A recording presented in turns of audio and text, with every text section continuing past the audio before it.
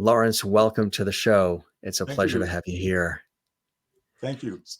So, have you always been a Judy Garland fan? What is it about for you, Judy Garland, the entertainer, the actress, the singer, the performer, the icon, that inspired you enough to want to actually devote this amount of time to pen these fabulous books, Lawrence? Well, I don't call myself a fan. I don't, the difference between a fan comes from the word fanatic, and there's a certain adoration of whatever star you're talking about. I've never adored Judy Garland. I've respected Judy Garland. And that's a big difference. I've always wanted to know more about her. I can remember when I was 12, 13 years old, which was a few years ago now. Of And, course. I would get up at all hours of the night and day to see her on the Late Show and the Late Late Show. And, these were the old films from 1936 and the early films that weren't broadcast during the day. So this passion I have for Judy Garland goes way, way back. And I don't know why, to be honest. There wasn't one event which caused it. I just felt a contact with her. Maybe it was by seeing A Star is Born, for example, which was always telecast in the 1950s and 60s, and also The Wizard of Oz, of course, which began to be regularly shown on TV in the 1950s. And so maybe it was that started it all off, but I don't remember something that set it off. I do remember, however, that when she gave her concert in Carnegie Hall in 1961, I was too young to go. I was only 11 years old at the time, so a little bit young. And so I didn't attend, but I bought the album like millions of other people shortly after it came out. And that was really the beginning of my collecting. And since then, I've tried to collect everything. I mean, whether it's recordings or books or CDs, DVDs, or Blu-rays now, all kinds. 78s, for example. I have all of her 78s and V-discs from the World War II. She did one V-disc at the time. So I've always collected. I'm a real collector. And it's also not just Garland. I collect classical music and country music and all kinds of music. But I've always had this passion for Garland. And I prefer to call myself more of a historian than a fan. I have nothing against fans, but I don't feel I'm a fan. I'm more of a historian or scholar, if you want, but not a fan, no. And an admirer as well of her incredible talent, and obviously gone way too soon. But what do you think, and what have you learned in your research in doing the books, as far as her enduring quality, the fascination, the curiosity that generations of people have had and still maintain when it comes to Judy Garland? It's almost as if they can't get enough of Judy Garland in its various ways, shapes, and forms. What do you think about that mystique of Judy Garland is that exists today, where people again are so curious and they love books and movies and documentaries and anything about her, and they love going back and looking at old footage, listening to music, looking at clips of shows over the years? What would you suspect, just as somebody I think, who's dug in yeah, deep with her? I think it goes way back. I mean, we as people living in the 21st century, don't go that far back because we weren't born at the time. But if you look at Garland in the 1930s, you look at her performance, for example, in The Wizard of Oz, Over the Rainbow, that's a song which touched people very deeply. And she was a youngster, a teenager at the time, but she had an extreme maturity to her, which attracted both adults and children to the song and to the film, of course. So there was a contact there which was different from other stars of the period, whether it's Deanna Durbin or Betty Grable, whoever you want to talk about. There was something deeper going on. And another example of that would be perhaps when she sang "Dear Mr. Gable, You Made Me Love You," which was recorded, I believe, in 1937. I could be wrong on that. But there too, when she's singing to Clark Gable, to a photo of Clark Gable, it was a deeply moving experience. It wasn't a child writing a fan letter to a star. It was something more deep. It was something more innocent.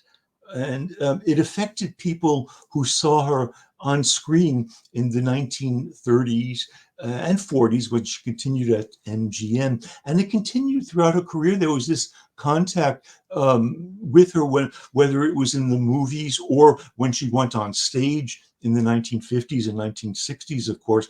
There was a very direct link. I always say it was something like an arrow. You know, when she sang, it was like an arrow that went through you.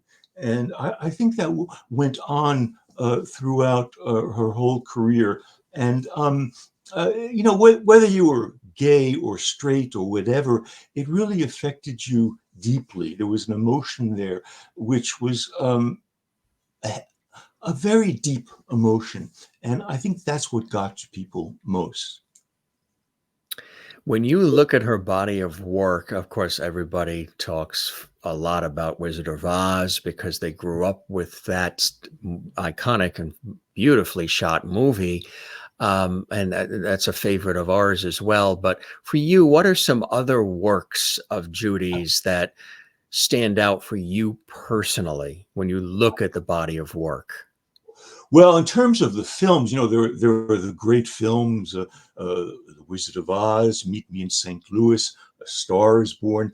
I personally like her very first feature film, which is not a very good film. It's called Pigskin Parade, which she was loaned out by she was signed to MGM, but she was loaned out to 20th Century Fox in 1936 because MGM didn't really know what to do with her, to be honest. That was the reason. And she did this football movie called Pigskin Parade, and it did rather well. It was a big success for at the time. And she wasn't at all billed at the top of the film. I don't know what, she was like 8th or 9th down on the credits. And she does 3 numbers in the film. The other 2 are not too bad, but there's one song called It's Love I'm After, which I've always found absolutely fantastic. It's a wonderful song to the point where in 1936, the great jazz singer Mildred Bailey, I don't know if you ever heard of Mildred Bailey, but she was one of the great jazz singers of her time. She died in 1951, very young. But she covered It's Love I'm After in 1936. So the first song which other singers covered of Judy Garland was It's Love I'm After. And it's a fantastic song. It's a fantastic performance. So that's one that I really think is essential viewing for Garland. I think also, you know, of course, Over the Rainbow, her best film perhaps is Meet Me in St. Louis, and directed by Vincent Minnelli. And she looks beautiful in the film, and wonderful score and everything.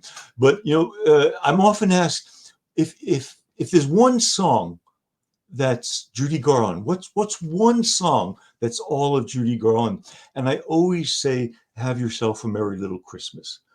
I think Judy Garland, she's so beautiful in that sequence. You know, Vincent Minnelli filmed her wonderfully. And the other thing too is that Garland could display 2 emotions at the same time. By that I mean, here you have a Christmas song, which is a sad Christmas song, but it's also a hopeful Christmas song. And that sadness and hope, I don't know how she does it, but it's in her voice. It's in her expression. It's in her emotion.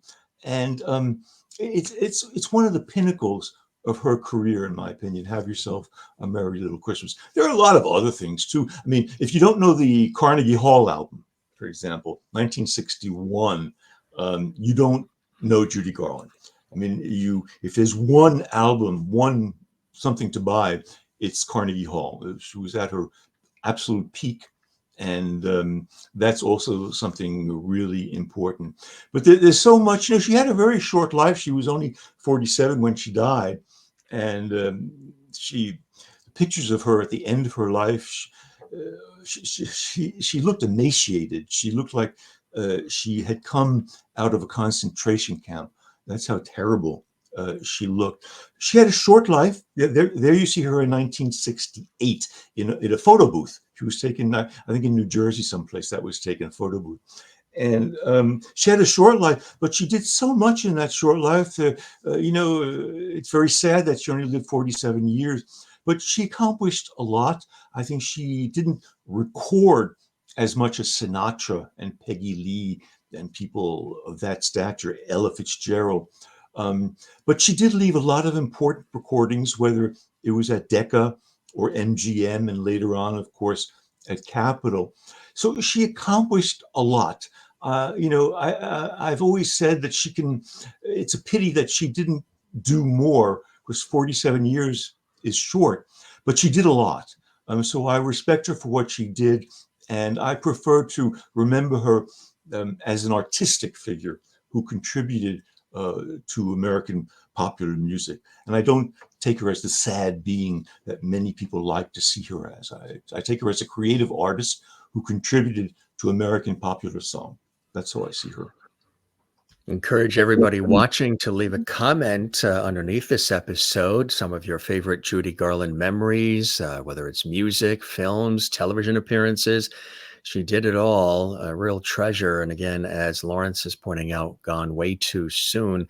When you see her on some of the television appearances, the Jack Paar show and so much more, she had a very quick wit about her. She was very, very funny. And I don't know if everybody remembers that about her as much as they do the iconic performances in the films and in the music industry. But when she would have conversations with people, talk show hosts and others, the back and forth was just amazing. She had a really quick-witted sense of humor, and she was self-deprecating as well sometimes, and that just endeared people. People just really had this closeness to her as a result of her seeming glamorous and elegant and poised, but at the same time, real, authentic, and open, and through her humor as well. Did you find that to be the case too, Lauren? Yes, absolutely. She was known for her wit very early on. Even in the 30s and 40s, when there was no television, for example, but there was radio. Radio was what people did in the 1930s and 40s to promote movies and records and whatever. And if you listen to her shows during that period, she was very entertaining. First of all, she was very, very funny, and that entertaining quality and funniness also can be heard on Carnegie Hall, for example. If you buy the full concert where she talks during the songs and everything, her wit is all there. And it's not by accident too that she had very sophisticated, witty friends. I mean, she was a friend with for example, Noel Coward. And he was a great wit of the 20th century. But you see, and also on Jack Paar, as you say, especially the 1962 Jack Paar, she was very, very witty. 1964 too, when she was on Jack Paar, she told these stories about Marlene Dietrich, which are outrageous. It's really very, very funny. Her interview on Jack Paar in 1967, she was on 3 times, is another story. By 1967, she was in very poor health. She was very over-medicated. She was drinking. And if you listen to the Jack Paar show from 67, it's a shadow of Judy Garland. She tried to be witty, but she had too much stuff, too much medication in her to get it out and be clear and everything. So the 67 Jack Paar is another story. But yes, she was very witty, and she was charming, and she was a delight to be. And I think that charm came across when she was doing radio. Even in the films, you can tell that there's something more there than just acting and singing. There's a wit and charm and sophistication there that you even see on the screen. If you look at films, for example, like The Pirate, which is 1948, by Vincent Minnelli and starring Gene Kelly. The Pirate is a very funny. For me, The Pirate is one of the best films she ever did. Didn't do well when it came out, but now in terms of movie lovers and critics and historians, The Pirate is considered one of Vincent Minnelli's best films, and in my opinion, at least, one of Judy's best films. And it's a very witty film. The whole film is a joke. I mean, if you see the film, you understand pretty quickly that the whole thing is histrionics and just nonsense. And it only makes sense when you see the very end of the film and Gene Kelly and her do Be a Clown. But I'm just saying that her wit is in that film too. And you feel her great personality and charm throughout her career, in my opinion. When you wrote these books, again, these are really incredible, folks, and I encourage you to get them. Different from other works devoted to Judy Garland to date, Thank and that it's not a traditional birth to death biography, but you. award-winning. Of course, he's a music producer as well, and critic and translator. Lawrence Schulman's long-awaited two-volume look at the legendary singer, performer extraordinaire Garland. That's Beyond Entertainment, Reflections on Judy Garland. It really aims, Lawrence, to remove her from the simplistic realm of such, epithets as world's greatest entertainer and Miss Show Business, and sort of reconsider her as one of the greatest singers of the 20th century's great American songbook, and one who took us beyond entertainment to a level of artistry unique in classic American popular music, right? Tell us about that angle that you went towards with these incredible books. Well, if you read these two books, it's mainly about recordings. It's reviews and liner notes and talks and all kinds of things I've done about her, but it's mainly about recordings, and it's not at all, as you said, a birth to death book. That's not it at all. And my angle for all of my writings was this book covers 30 years of my writings on her. The first text, I believe, is 1993, and it goes to 2023. And I don't want to be taken for an intellectual or an academic, and I'm not an intellectual, I'm not an academic, but I've always taken Judy Garland seriously, and that kind of jars fans and people, and some of the people that love Judy Garland. I take her seriously because I think what she did seriously contributed to American popular song and American popular culture. And I've always respected that contribution. And I haven't gone screaming and yelling about her. I've more tried to get into her and understand where all of that is coming from. And I don't take it lightly. I've never, as I said, I don't want to be considered serious, but I think you can't write about Judy lightly. If you only consider her a pop star or a movie star or a Hollywood legend or whatever you want to call her, that's not Judy Garland for me. Judy Garland is a great artist and not a great entertainer. She's a great artist who contributed to 20th century culture. And in that sense, I think I've done things a little bit differently from other people. Yes, that's true. And again, it's a really fascinating, unique look and perspective, which I think is wonderful. During the course of the run of her series, people may remember too, and there are clips, I believe, on the internet and of the Judy Garland show where she had opportunities to sing and perform and bring on other celebrity guests and things of that nature. How did you feel about that series? And of course, she had her beautiful Christmas show as well, which is a real delight when you see it, bringing in the family, the kids, and just that whole warm, cozy feeling that was captured by the producers. What did you feel about the series as well on television? Well, it's funny. The series, I'm 74, so I'm old enough at this point to have No watched. way. What soap do you use? I'm 74, and no, you have to use a lot of It's that clean, Maine fresh air. clean, fresh air. That's it. Yeah, yeah. But in any case, I was 13 years old when she did her series, and you know. I would watch it every Sunday for the 63-64 season, right after the Ed Sullivan Show.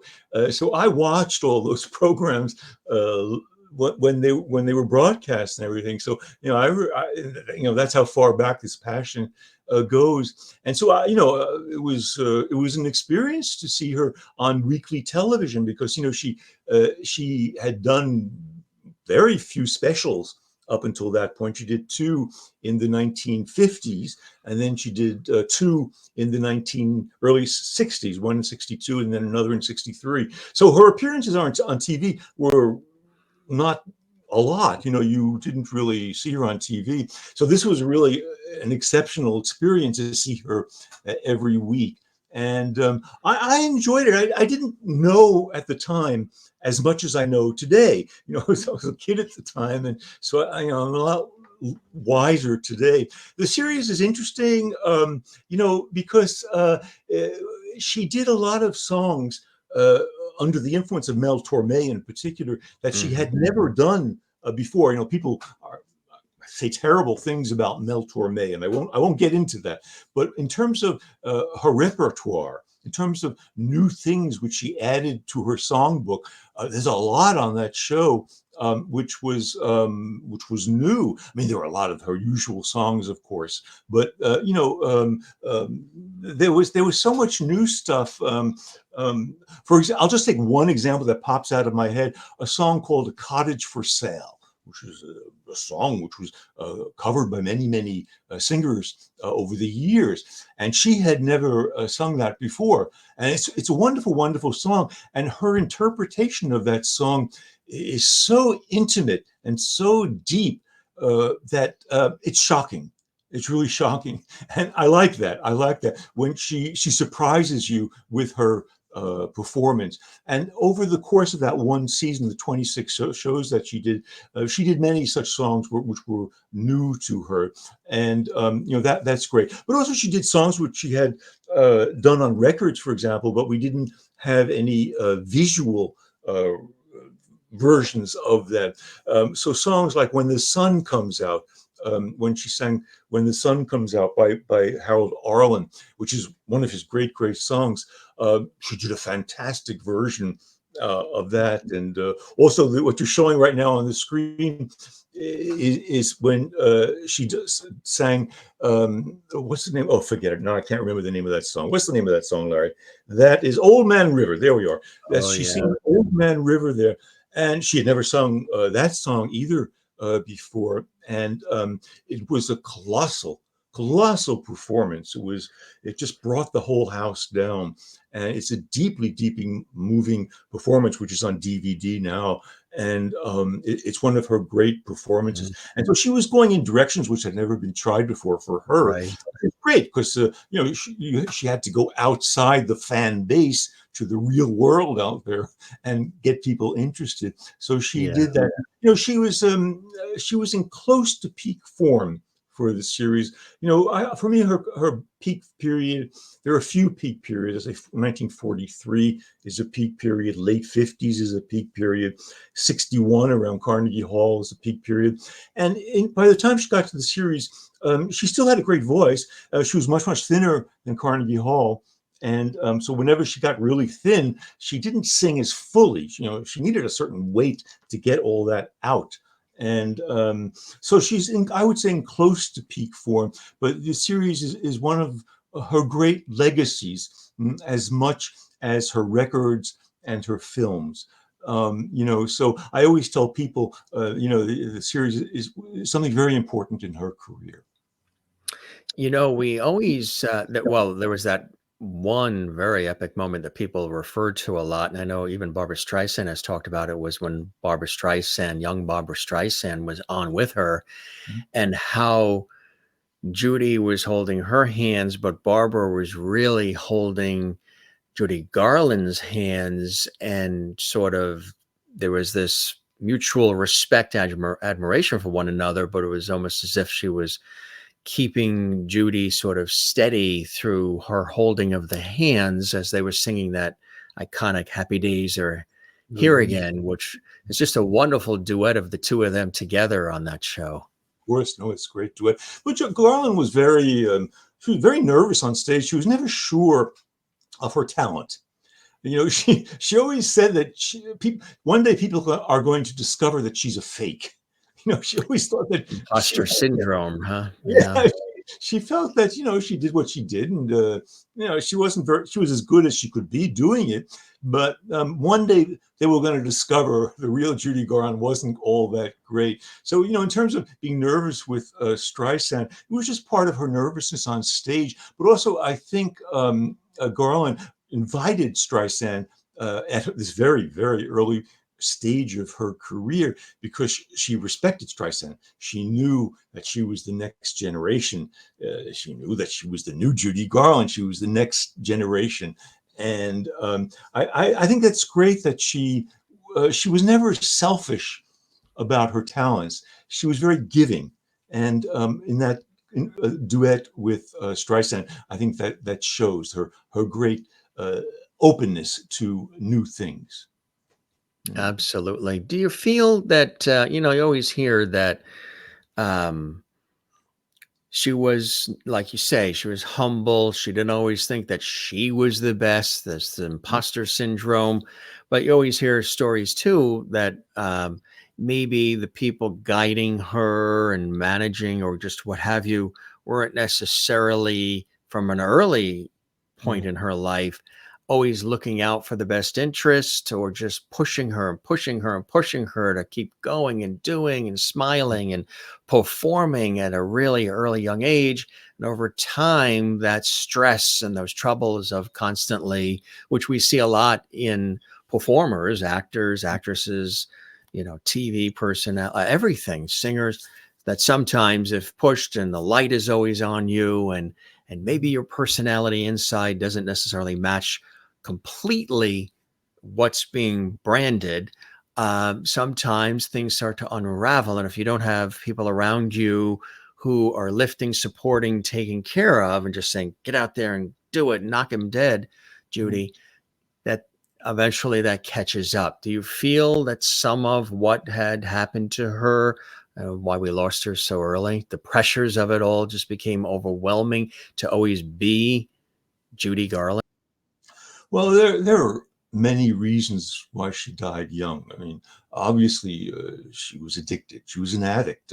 She couldn't go without her pills, and that started very, very early on, probably sometime in the early 40s. And Louis B. Mayer and her mother Ethel agreed with her taking these pills because at that time, a lot of these pills were considered no worse than vitamins today. People took them to wake up and fall asleep, and they didn't realize that it could do damage to a person's psyche, and so it was no big deal at the time.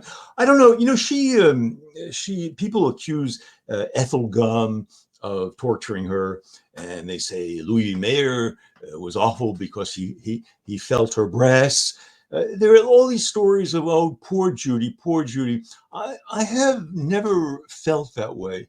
Um, she she had an addictive personality, and a lot of the people who took the same pills that she took in the 30s and 40s did not become addicted, and she did, and I think she had a sickness which today would be treated as such, but I've never been one to say that she was forced to do anything. well, I knew Sid Luft. I met her husband, Sid Luft, 2 times in California in the early 90s. And he too is accused of these horrible things, getting her on stage and trying to eliminate the medication to some degree.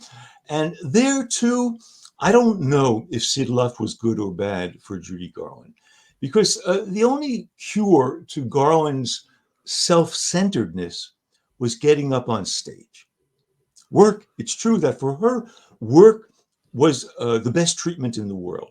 So a guy like Sid Luft or Ethel Gumm or whatever comes by and say, well, we got to get you on stage because that's the only time you'll be really alive.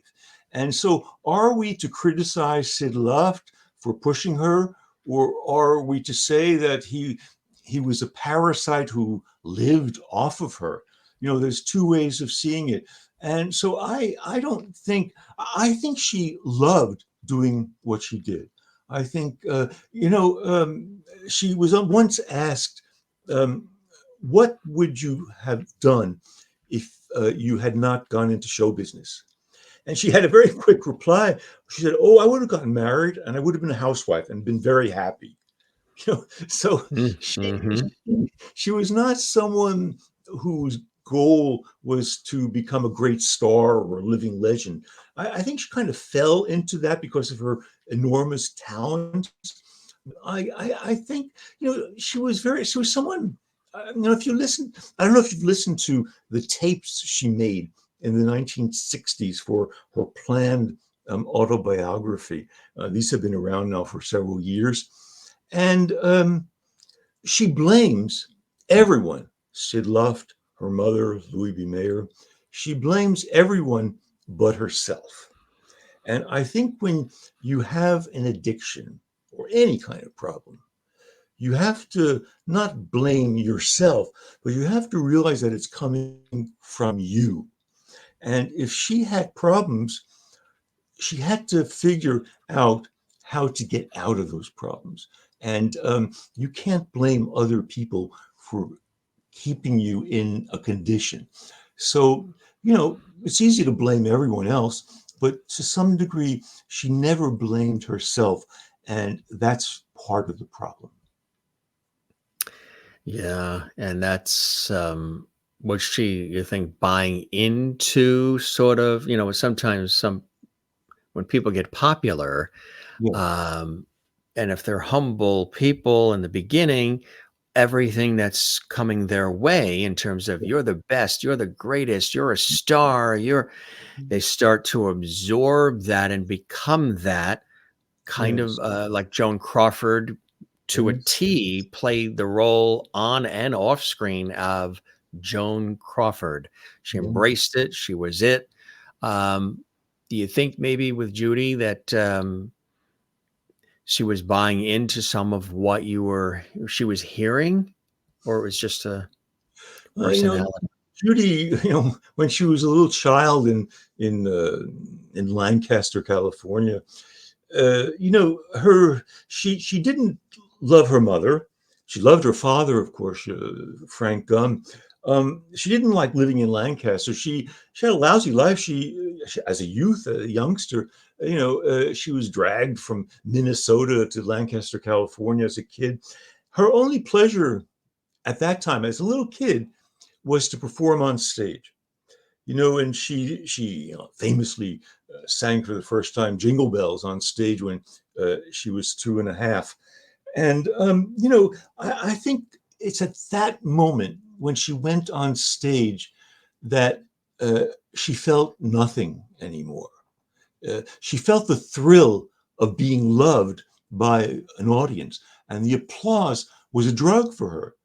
And it was a way of escaping a life that she didn't like, even at that very young age. And so, she wasn't forced out on the stage. Performing was a great pleasure for her, and it remained so the rest of her life. She had the misfortune of getting addicted to all these pills. I mean, that was really what killed her in the end. And if you look at certain films, I mean, I'd say anything after Girl Crazy in 1943, shows the extent to which she was on very shaky ground. And she had an addiction which would be treated today, of course, but there was no Betty Ford Clinic in those years.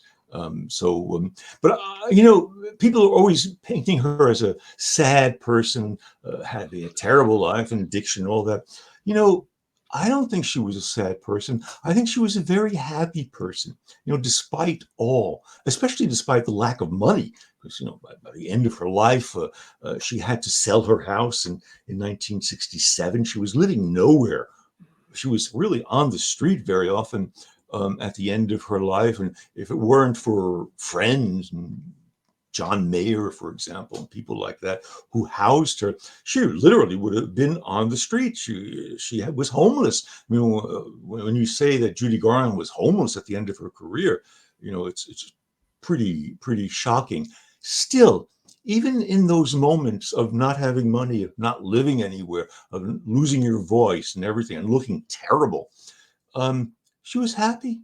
I mean, if you look at interviews of her in 68, 69, she's very happy. She didn't require much. She was a genuinely happy person. And the fact that she was living nowhere and had no money had no influence on her happiness. So I don't buy this tragic Judy Garland thing at all. I think she was a very happy person. She had a wonderful friendship with Mickey Rooney over the years too, right? Which is Oh, something. absolutely. They did all Yeah, those Andy Marty films, of Babes in course. Arms, and Babes yeah, in Arms. Girl Crazy is an excellent movie too. And then, of course, he was her first guest on the Judy Garland show. It wasn't the first showing. They programmed it later on. It wasn't done in order. And but he was the first person she thought of inviting. And so, yeah, they had a wonderful, long friendship. And at the very end, Mickey Rooney knew the dire straits she was in and wanted her to come to California and establish a musical acting school, some kind of musical school. And she said no. She wanted to go to London and marry marry for the fifth time Mickey Deans.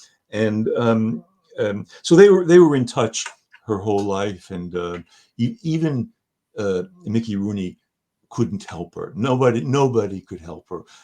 People like Sid Luft again. He tried to help her. Many people tried. John Mayer. Oh, there's me with Sid Luft in '93, I think it is, at his apartment. I was a few years younger, and but also John Mayer, who and there guy, right? There's me a few years ago with John. We're at the Oyster Bar in Grand Central, and he too tried to help her. They were living at his parents for a while, and he was kind of managing her in late '68. So over the years, there are a lot of people that thought they could help her, and you can't help someone who doesn't want to help themselves. And so in the end, what happens. And, personally, I was kind of following her career already in the '60s, and when she died, I was surprised, but not shocked. I mean, everyone knew that's where it was going, and there was nothing to be done. I mean, when I've spoken to Sid Luft many years ago, that's basically what he said too. I tried, and there was nothing anyone could do. And so, everyone did their best. She did her best. It wasn't enough to give her a long life, but she was a hopeless case. That's my opinion. and of course, Liza and Lorna went into entertainment and perform and do their thing as well, and sort of carry on in their own way with their own uniqueness and their own spirit. And that's a beautiful thing too, as they, remember their mother, but also have carved out their own unique careers, which isn't always easy to do when you have somebody on a pedestal of the size of a Judy Garland and what she's meant to people all these years, to be able to break out and pay homage to your mother in that way, but then be able to have your own admirers and your own style, your own repertoire of material. Not always easy, but they seem to be able to, all of these years, kind of master that in their own unique way. Well, when I have some not things that are not good to say about people, I prefer to say nothing. So I won't, I won't say much. I will say that Liza definitely has her own talent and her own voice. And very early on, she was doing interesting things. I mean, I remember, for example, when she opened on Broadway in Flora the Red Menace in 1965. It was a big event. It was a great score by Kander and Ebb, and she was on her way at that point. And obviously, she went on to do New York, New York, and all these great films, Cabaret, of course. And so she's a unique talent. I wouldn't say that she's as unique as her mother. Judy Garland was one of these legendary figures from the 20th century, and she's irreplaceable. And Liza's a great singer, good singer. She's done a lot of important things, but I don't place her on the same pedestal that I place her mother. In with the books themselves, which I think is quite unique, and again, we encourage folks. We'll tell you in a minute how, of course, you can get the books. You've always been surrounded by music. You've always been surrounded by this passion for writing and telling stories and sharing, which I think is wonderful, because there are other works too that you are noted for. Matter of fact, you had involvement with this one too, right? That's a book by my friend, a French friend named Bertrand Tessier, and I lived in Paris for 26 years, and actually I'm going to Paris on Thursday for 3 weeks. Why So didn't I go and we do the show there? Now you tell me? yeah, sorry, but Well, next it's time kind of when we have you back, when you write okay. the I'll next. Yeah, from Paris. There we go. I'll show you around a little bit. Yeah, that'd but be great. so I translated this. This book was published a few years ago in French, and so I translated the book from the French into English, and I provided a forward to for it. It's a pretty good book. It's not the best book on Judy Garland by any means, but it's for me, it's the kind of book. If you have 2 or 3 hours at the airport, waiting at the airport, this book is perfect. It's just It's a a good one to page have. turner. It's a page turner. But otherwise, I've done. After the Garland book, Yeah. there's my new book. It's called Free. It's all my non-Garland writing. I think there are 3 Garland texts in there, so it's mostly non-Garland writings. And I've written about a lot of people: Sinatra, Mildred Bailey, Maxine Sullivan, Peggy Lee. I adore too. So I Oh, yeah. have kind of a other interests besides Judy Garland. And I'm preparing right now, I'm finishing, there we are, you're ahead of me there. I have a 2-volume book. That's the first volume, and there'll be a second volume published at the same time on Peter Allen. And I've been working on this book more or less for about 2 years now. And I have great admiration for Peter Allen. I think he was a terrific singer-songwriter, and some of his songs are as good as Irving Berlin or Cole Porter. He was a real discovery for me. I didn't know him all that well until a few years ago, and just listening to all his music inspired me tremendously. And I think he needs a revival. So I first wrote this. Well, I first wrote this book as an article, which appeared last year in the Ars Journal. And the article won Best Article of the Year. I'm very proud and honored and everything. But I wanted to expand it even further. So I interviewed Bernadette Peters. I interviewed a whole bunch of people. Melissa Manchester. There's I think Yeah. 6 interviews in the book. So I really got started on this book, and it should be out early next year. We're in the process now of designing it and editing it, so it should be out early next year. But I love lots of music. I love classical music. I've written about Patsy Cline, for example. Bobby Darin, all kinds of people, Bing Crosby. For me, Judy Garland, like when she's in The Wizard of Oz and discovers the Munchkin City, she opens that door, and the world is colorful. And for me, that's what Judy Garland's done for me. She's allowed me to open a door to lots of other kinds of music.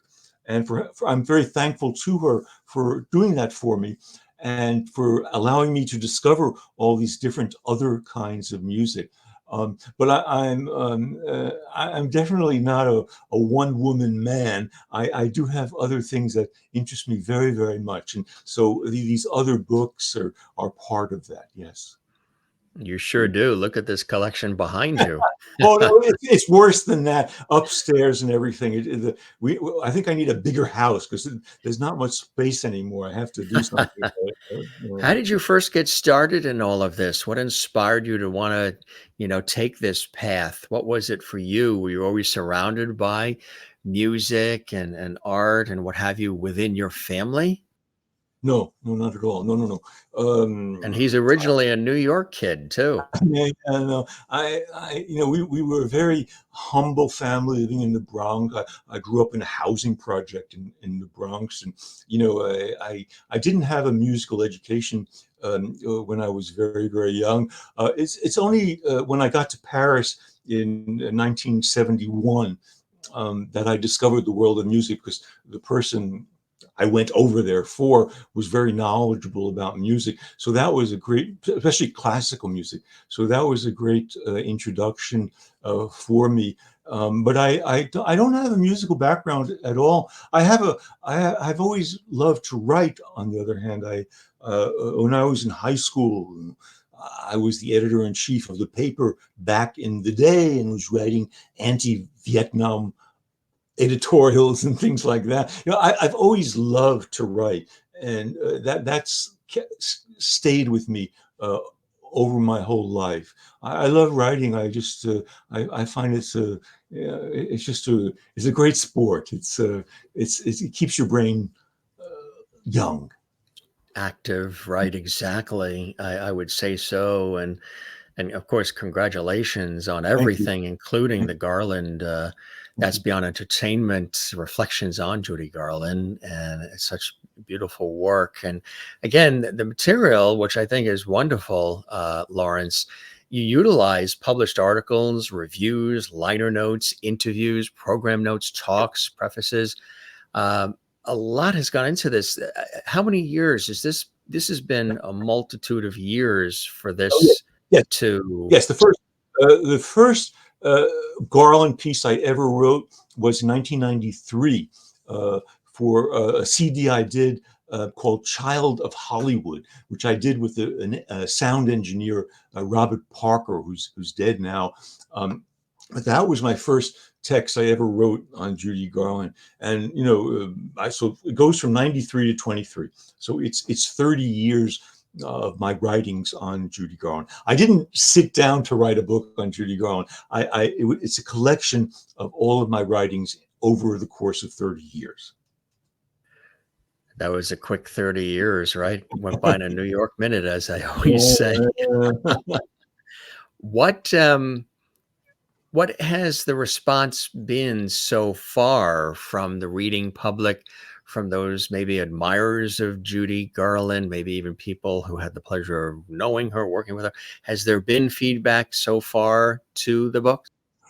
There's been some media feedback. I mean, I don't even know how many TV interviews I've done, maybe 4 or 5 on the book. And so, I've traveled to all kinds of places to do these TV shows, I even went to St. Paul in Minnesota a few months ago for a conference, but I also did a TV program out there. So there definitely is media interest. But what fascinates me more than anything, I told you at the beginning of our conversation that I don't consider myself a fan. And I guess that shows itself, that you can see that in my writings, that I'm not a fan. I'm more of an intelligent historian of Judy Garland than a fan. And since that shows in my writings, I've had a lot of negative reaction by fans to the book. Judy Garland is the queen. She's everything, and you don't have the right to analyze her the way I do, and to view her as I do, as a historical figure in the history of American popular music. So what's interesting to me is that the fan reaction has been somewhat negative, and I'm not surprised at all. On the other hand, my friend John Mayer, who knew Judy in 1968, who died recently, he read the book, and there's a chapter on John Mayer in the book, because we gave a talk together in New York in 2013, I believe. And he read the book, and he thought it was fantastic, which was very. I was very humbled by his reviewing it that way, and he was an important figure in Judy's life, and he was a good friend of mine, and I miss him to this day. It's really amazing, a gargantuan effort as attentive to minute recording details as to broad cultural readings of the artist. Yeah. Your body of work here all anoints you as a preeminent expert of a figure who has no shortage of them. And that was from film critic, cultural writer, and author Manuel Betancourt. Some nice response there. Yeah, I was amazed when I got that email from him, because it was going to be a blurb on the back of the book, and I knew he was going to write something. But when I got that email containing that text, I was overwhelmed. I couldn't believe he had said that, and I'm very thankful to Manuel. He's a good writer himself. If you've ever seen or read, in fact, he wrote an excellent book on the Carnegie Hall album a few years ago, and he's an excellent writer and does all kinds of subjects, cultural subjects, and gay subject, because he's gay and everything. So I was very humbled by his writing that. It was really very, very nice of him to do that. Lawrence Schulman's book is a deep dive into the lore, the legacy, and the legend of one of the world's greatest and most iconic entertainers. It's absolutely essential for Judy Garland fans. And who isn't a Judy Garland fan? Will Friedwald, who is a journalist and author of Sinatra, The Song Is You, A Singer's Art, and Biographical Guide to the Great Jazz and Pop Singers and Others. Even other, again, writers, authors, and pop culture enthusiasts as well, praising the book. Schulman's highly readable and deeply researched and analyzed collection of his varied essays and reviews provides a feast for even the most informed of Garland admirers, and at the same time, an indispensable guide for those who have just caught Garland fever. And that's James Fisher, Professor Emeritus at the School of Theater, University of North Carolina at Greensboro. Again, some more wonderful commentary coming in, who know and admire Judy Garland as well. And, that's the other thing too. She's one of those timeless people where there's sets of generations of people who've known her, who have followed her, who have loved her.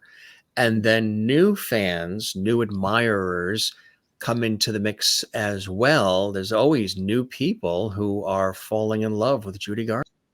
Absolutely, absolutely. No, it's kind of amazing.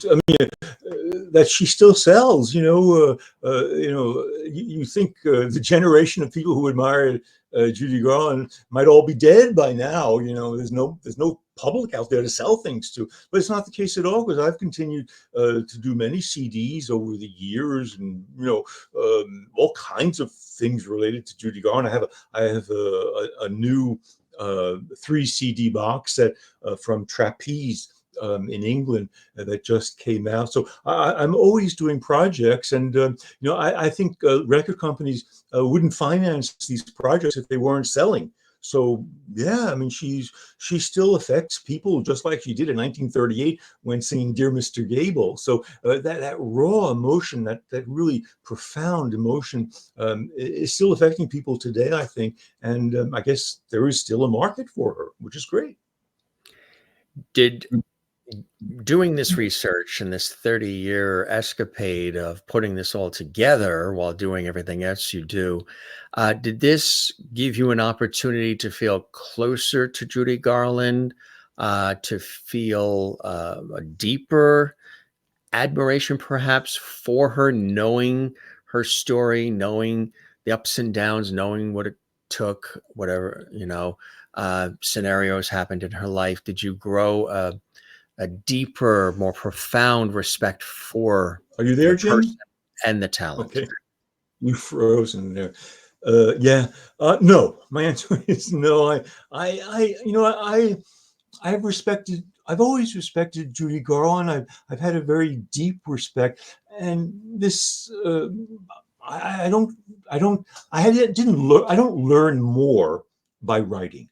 I try to express the truth. Let's say, I know that's a big word, the truth about a certain recording or about her personality, her life. I try to express certain truths. And I don't feel that I've learned from writing about her. I feel that I'm, perhaps, I hope, helping other people understand her. And that's more what I do. I help people who are interested a little bit in Judy Garland, who know her name, Over the Rainbow, and who want to learn more. And that's always been my goal, to kind of allow people to learn more about Judy Garland. And so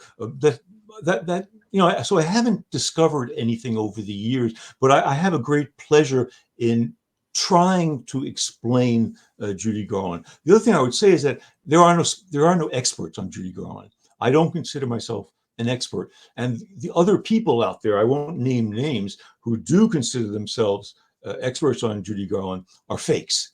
No one can explain Judy Garland.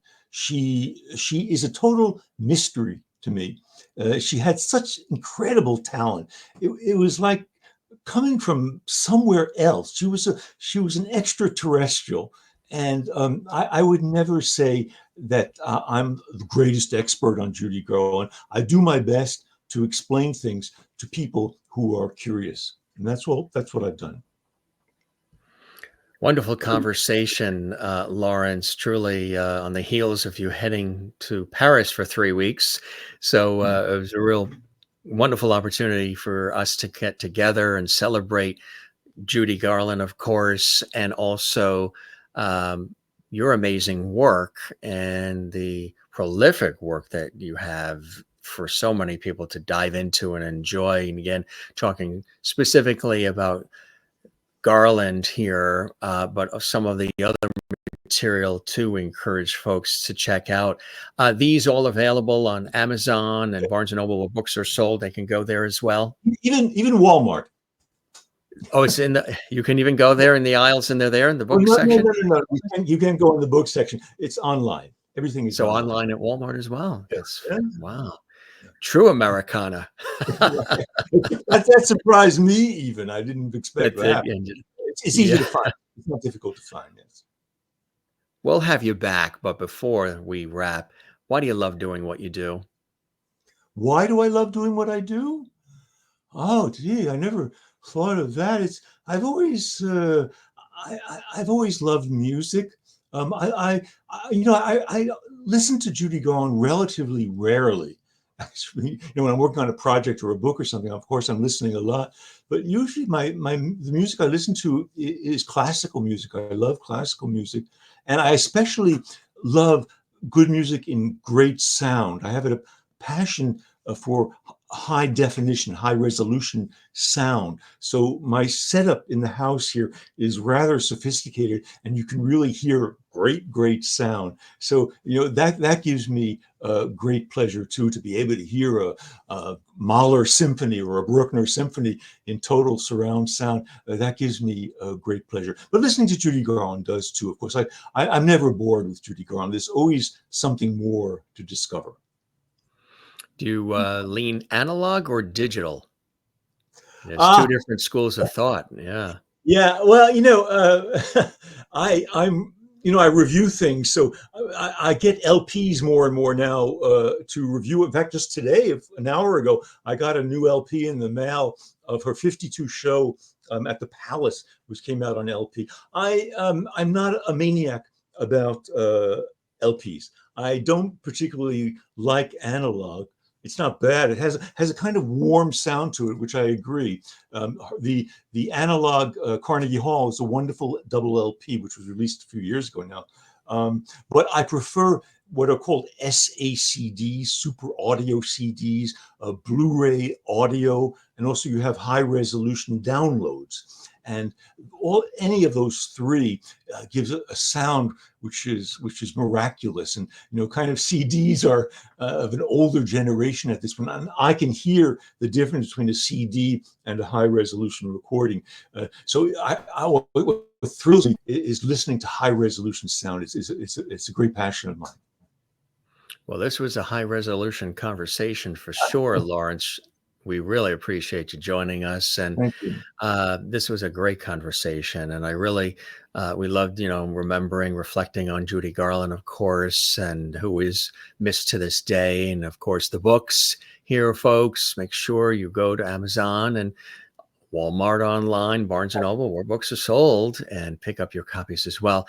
And you'll be back with us, I'm sure. We'll keep, as I always say, we'll keep the porch light on for you. We say that for all the guests, and we thank all the viewers watching and commenting as well. And it means the world to us. And anybody who enjoyed this episode, give it a like, a thumbs up as well. I hope you enjoyed the time with me, Lawrence, as I did. certainly have with you on our Thank you. show. Thank you very much. Thank you. The pleasure was all mine. Come see us again, and safe travels to Paris. Thank you. Thank you. You be well. Take care, my friend. Thanks for being with us. We love having you here. Thanks for comments you're leaving and likes and all the rest. We really appreciate it. Come see us again.